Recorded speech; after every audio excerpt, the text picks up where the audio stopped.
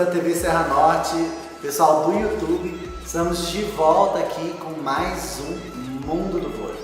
A gente vai começar o programa dessa semana falando dos amistosos, tanto da seleção feminina quanto da seleção masculina, né? Se preparando aí para o campeonato mundial, o Brasil enfrentou no feminino a potência norte-americana, enquanto os meninos do Brasil enfrentaram os novatos aí da Holanda. Pois é, vou falar primeiro dos meninos, assim, depois a gente fala das meninas, porque as meninas tiveram um jogo a mais, então a gente tem como avaliar melhor. Bem, os meninos pegaram a Holanda, que é um time que tem tradição, né, já fez final olímpica com o Brasil, mas que no atual cenário mundial não é nenhum bicho-papão, né? Eu vejo esses 3 jogos onde o Brasil venceu todos, né? Vejo como uma possibilidade do Brasil ganhar ritmo de jogo, mas não vejo como um grande teste para o Brasil. Talvez isso possa enganar, o Brasil deu os 3 jogos, oba, somos favoritos ao título no Campeonato Mundial. Não somos. Até porque a seleção masculina vem enfrentando sérios problemas físicos e políticos. Pois é, o que acontece? A gente teve aí uma notícia muito triste, que eu vou falar mais à frente, da não participação do Lucarelli no Campeonato Mundial, que por si só já é uma grande perda para a seleção. Nesse cenário dos nossos ponteiros, a gente está tendo um problema muito sério, porque o Lipe, talvez fosse um dos titulares, está sentindo uma lesão no cotovelo, né, uma tendinite, e ela parece que está sendo bastante complicada de se tratar, e nos 3 amistosos o Lipe pouco atuou, né? Atuou só no primeiro amistoso, e parece que vem, segundo a gente tem sabido, assim, de fontes de dentro da seleção, ele tem sido poupado em vários treinamentos, realmente está muito meia bomba, o que preocupa bastante, né? A gente teve também o Maurício Borges, que sofreu uma lesão, está fora da seleção. Então, o ponteiro passador é uma posição hoje que o Brasil ressente muito no masculino, assim como no feminino também, né? E isso preocupa também porque existe uma crisezinha velada política dentro da seleção, né?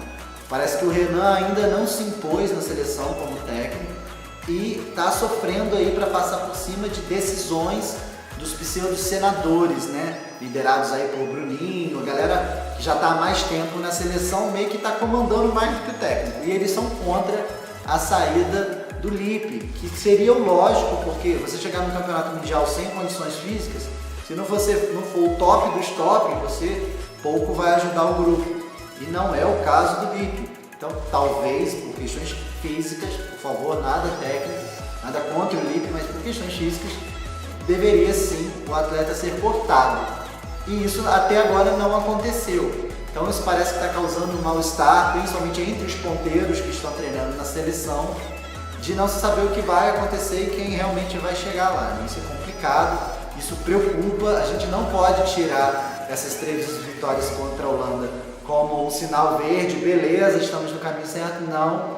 A situação, o Brasil tem sim uma grande equipe, tem uma base muito forte, mas a situação é, digamos, preocupante, né? A gente torce muito para que as coisas se resolvam, mas o Renan precisa ter mais pulso firme e definir melhor suas estratégias para que a gente chegue realmente como um dos favoritos do Campeonato Mundial. Bom, no feminino agora a coisa complicou, o Brasil fez 4 amistosos contra a seleção dos Estados Unidos, essa sim, hoje uma das melhores do mundo, porém que veio com seu time B para esses amistosos.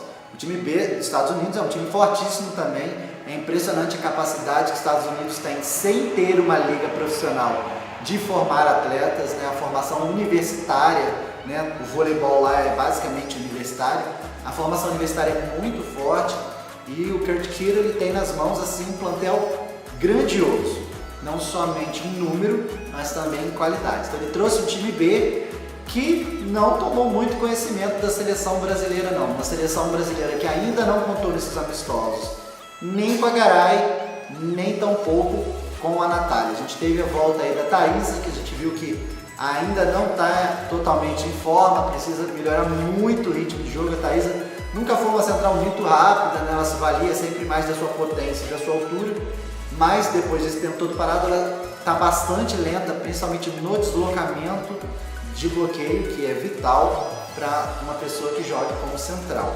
Então assim, a Thaisa voltou, mas ainda não é aquela Thaisa que a gente está acostumado, falta muito. Ela mesma tem se cobrado muito disso, ela sabe que ela tem capacidade de render mais, a gente não vai nem avaliar fisicamente, né, porque ela teve uma lesão muito séria, né, tanto que ela joga com uma proteção no joelho. Teve a volta da Dani Lins, que ao meu ver voltou muito bem, talvez até um pouco melhor do que a Roberta. O problema é que a Dani Lins pouco joga com o meio, né? A Roberta é mais ousada, apesar de não ter a mão tão precisa quanto a Dani Lins, ela arrisca mais, tanto que no último amistoso, mesmo perdendo, a Roberta jogou com a Thaisa e a Thaisa foi muito mais ativa no jogo, né? E a Thaisa rendendo no ataque, ela acaba crescendo também no bloqueio. Então assim, a gente sabe que vai ter a volta da Natália, vai ter a volta da Garay, vai ter a volta da Drusila, que apesar de já estar recuperada aí da lesão que teve na mão, sentiu a canela, né? E nesses amistosos usou apenas a camisa de líbero, mas não atuou. A própria Suelen, né, quem jogou de líbero nesses amistosos foi a Gabiru, que por mim não tem realmente condições de hoje estar na seleção brasileira. A menina que é uma aposta, pode vir a ser uma grande líbero, mas hoje em dia não tem nível para ser de seleção brasileira. Eu acho uma pena, acho que a Tássia podia estar ali. E eu sou fã incondicional do Zé Alberto, mas a gente que vive no meio do voleibol, né, a gente está no esporte, a gente tem um olhar às vezes diferente. E essa é uma das apostas do Zé Alberto que eu particularmente não concordo, né?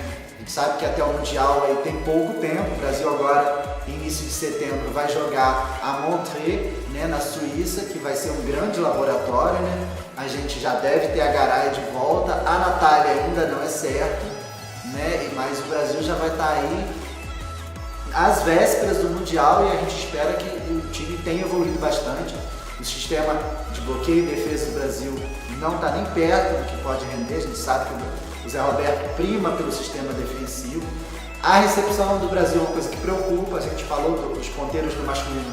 No feminino, a gente viu que a Amanda não está segurando. Entra a Rosa Maria, melhora o ataque, mas cai na recepção e a recepção do Brasil não vem bem. E a própria Tandara, que é a grande estrela da seleção brasileira, não está numa boa fase, tem errado bastante. Não dá nem para falar, a Tandara está sobrecarregada. Ela sempre esteve sobrecarregada e sempre resolveu. Hoje ela já não está resolvendo. Isso preocupa um pouco.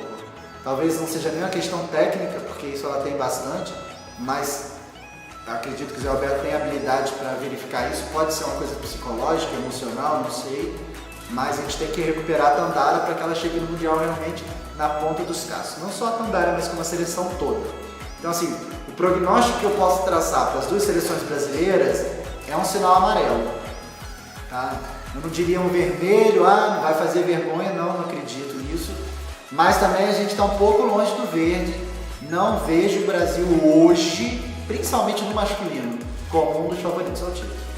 Né? Eu acho que a gente tem time para lutar, mas tem que trabalhar muito e tem muito pouco tempo para isso. Então a gente torce aí para que o Renan acorde na seleção masculina e torce para que o Zé Roberto tome aí decisões acertadas, né? Essa semana mesmo foi divulgada a reconvocação da Monique. Eu fiquei pasmo, não entendi absolutamente nada. A Monique é uma jogadora muito técnica, muito versátil, mas vem demonstrando que não tem capacidade de jogar em nível internacional. Ela é uma jogadora que é uma oposta, tem menos de 1,80 m e vem sentindo isso nos jogos que o Brasil fez, principalmente recentemente na Liga das Nações. E numa atitude meio que desesperadora, o Zé Roberto reconvocou a atleta agora, ele que vinha utilizando a Fernanda Tomé nesses amistosos na inversão de segundo, que é uma atleta que particularmente eu também acho que não está ainda no nível de seleção brasileira. Então isso preocupa, deixa o torcedor brasileiro meio com uma pulga atrás da orelha, mas a gente torce aí para que as coisas melhorem. O brasileiro sempre acredita.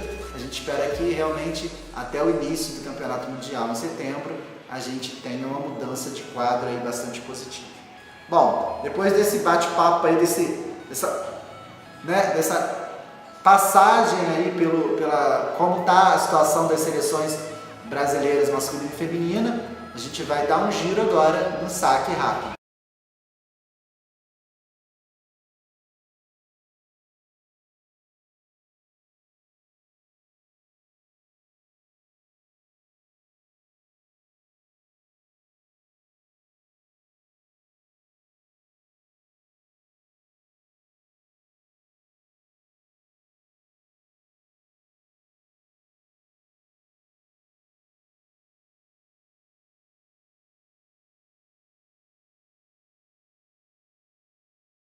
No saque rápido de hoje, a gente começa falando da Rabobank Super Series, que foi um quadrangular que aconteceu na Holanda, envolvendo os times da Holanda, o time da casa, a Rússia, a Itália e a Turquia. Mais um torneio aí preparatório, onde essas equipes se encontraram, se enfrentaram, fazendo testes para realmente chegarem também em altíssimo nível no campeonato mundial. No final das contas, a Rússia se sagrou campeã. Nas semifinais, ela venceu a Itália por 3-0, com parciais de 25-18, 25-23 e 25-22, com 9 pontos da oposta Goncharova. Na decisão, bem mais complicada, as russas venceram as donas da casa por 3-2, com parciais de 25-20, 25-16, 18-25, novamente 18-25 e um apertadíssimo 16-14 no tie-break. Na disputa aí do bronze, a Itália derrotou a Turquia por 3-1 com parciais de 25-21, 25-22, 22-25 e 25-16. As equipes aí se enfrentando, até uma surpresa essa vitória da Rússia, que não veio bem na Liga das Nações, mas agora tem a volta de Goncharova, que aí é o esteio da equipe ali, e parece que volta a crescer. Bom, o Brasil no masculino define o grupo que vai disputar a próxima Copa Pan-Americana, E os 14 que irão representar o Brasil são os levantadores Thiaguinho e Carísio, os opostos Alain e Davi, os centrais Leandro Aracaju, Flávio, Matheus e Cledenilson, os ponteiros Honorato, Vitor, Leozinho e Gabriel e os líberos Rogerinho e Douglas Pureza. A competição vai começar agora, no dia 26 de agosto, Já está pertinho aí e vai até o dia 3 de setembro. Eu particularmente achei muito interessante essa seleção brasileira, com uma galerinha nova que está aí se firmando no cenário nacional. O Thiaguinho joga no Rio de Janeiro, é um excelente levantador, um dos melhores dessa nova safra aí. Os opostos, tanto o Alan quanto o David. O Alan fez uma excelente Superliga no SESI, Talvez teve aí uma queda no finalzinho da Superliga. O Davi, não é David, o Davi joga no Minas, E estava na reserva aí do Felipe Roque, mas entrou em vários jogos e entrou sempre muito bem, um garoto novo, muito forte. A gente tem o Aracaju, que é uma realidade hoje no Brasil, o Flávio, o Matheus, grandes centrais fortes, e a gente acredita aí que essa seleção aí possa vir ser realmente um espelho do que é o futuro do Brasil, Então achei bastante legal pegar essa garotada nova aí para disputar a Copa Pan-Americana, para dar rodagem para essa galera aí. Muito interessante, e a gente vai estar torcendo por essa nova geração aí que está surgindo nessa Copa Pan-Americana. Bom, retomando uma notícia aí que eu adiantei ali no início do programa, quando a gente estava falando dos amistosos, a notícia triste é a oficialização da não participação do Lucarelli no Campeonato Mundial. O Lucarelli aí ainda se recupera da cirurgia que ele passou, ainda não está 100%, e talvez por uma questão política também, o Taubaté fez muita pressão para não liberar o atleta para a seleção brasileira, com medo dele voltar a se lesionar, e aí o Taubaté ter todo o seu investimento prejudicado.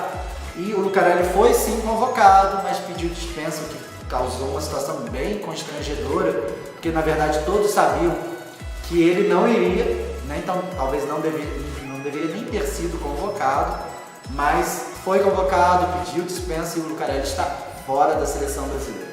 Muito triste, Eu particularmente acho que é um grandíssimo atleta, assim, que faz muita diferença na seleção brasileira, porém, dependendo da condição física que ele está, realmente não acho que vale a pena levá-lo, né? Assim como o caso do Lipe também, que a gente já comentou aqui hoje, né? Só que fica aquela guerrinha política, CBV de um lado, Renan no meio e o Taubaté do outro. E isso é muito chato para o voleibol brasileiro. A gente deseja aí que o Lucarelli faça uma grande temporada agora nessa virada de ano e possa estar 100% em 2019, se preparando para as Olimpíadas de 2020, quem sabe fazendo dupla com o cubano naturalizado brasileiro Leal, né? Boa sorte aí pro Lucarelli na sua recuperação.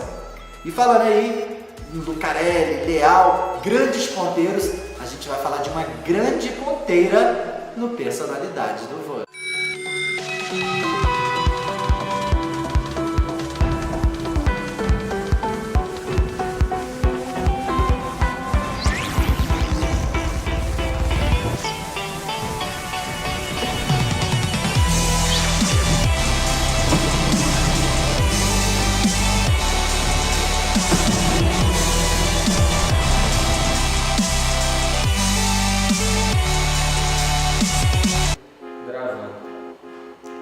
Jordan Larson nasceu em Fremont, Nebraska, e jogou voleibol no ensino médio para a Loganville High School em Hooper.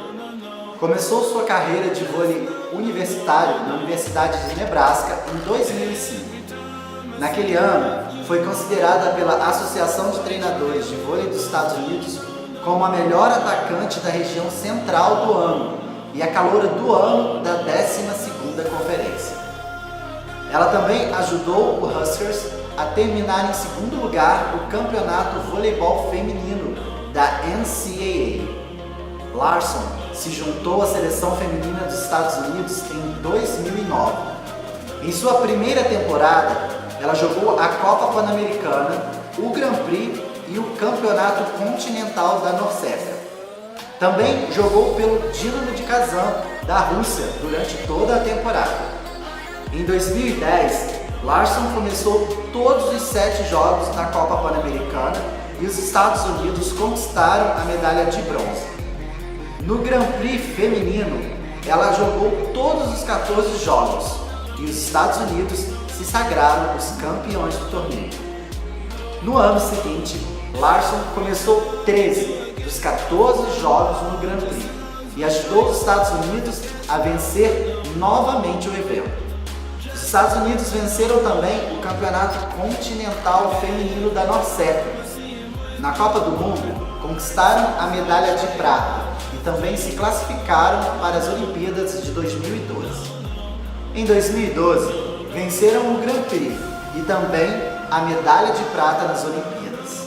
Larson ganhou a medalha de bronze e o prêmio de melhor receptora na Liga dos Campeões Femininos daquele ano, depois que sua equipe, o Dinamo de Kazan, derrotou o italiano Villa Cortese. Venceu com o clube russo a Liga dos Campeões de 2013-2014, realizada em Baku, no Azerbaijão, derrotando por 3-0 os donos da casa, o Rabita Baku, nas semifinais e por 3-0 também o Vakif Bank Istambul da Turquia na grande final. Larson foi premiada como a melhor bloqueadora do torneio. Venceu a medalha de ouro do Campeonato Mundial de Clubes em 2014, jogando ainda pelo Dinamo de Kazan, quando derrotou por 3-0 o brasileiro Molik Osasco no jogo da grande final. Larson fez parte da seleção dos Estados Unidos que conquistou a medalha de ouro do Campeonato Mundial de 2014, quando a sua equipe derrotou a China por 3-1 na partida final. Depois de se juntar ao clube turco do Eksaksibasi, Larson ajudou-os a ganhar a Liga dos Campeões na temporada 2014-2015, derrotando por 3-0 o Busto Assísio da Itália. Ela foi nomeada a jogadora mais valiosa da competição. Este campeonato qualificou seu clube para o Campeonato Mundial de 2015, onde novamente a atleta sagrou-se campeã. Ela foi nomeada a jogadora mais valiosa do torneio, um prêmio que ela definiu como um ótimo final para um ano perfeito.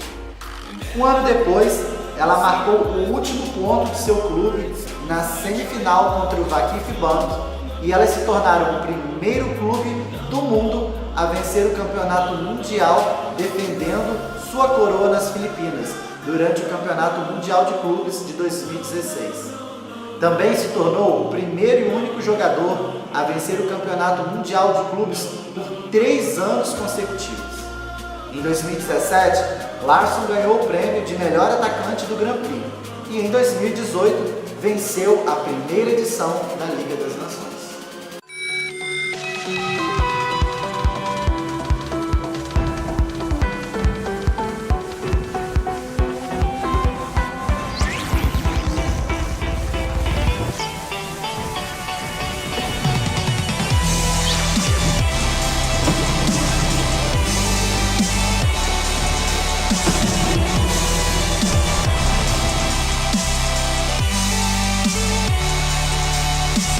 Bom, e depois de a gente falar dessa cracaça de vôlei, no meu modo de ver, a Jordan Larsson é uma das maiores ponteiras do voleibol mundial na atualidade. A gente tem a Tinzu aí na China, que é uma unanimidade, a gente tem a Kim Yeon na Coreia, uma ponteiraça, Fernanda Garay no Brasil, a gente tem ponteiras sensacionais no mundo inteiro, mas a Larsson é diferenciada porque ela dá um volume absurdo à equipe e ela consegue ser ao mesmo tempo uma ponteira de preparação e uma ponteira de potência. Então ela une um pouquinho das duas grandes qualidades de uma grande ponteira passadora. Então depois de a gente falar dessa grande craque, a gente vai falar agora de outros craques no mercado do vôlei.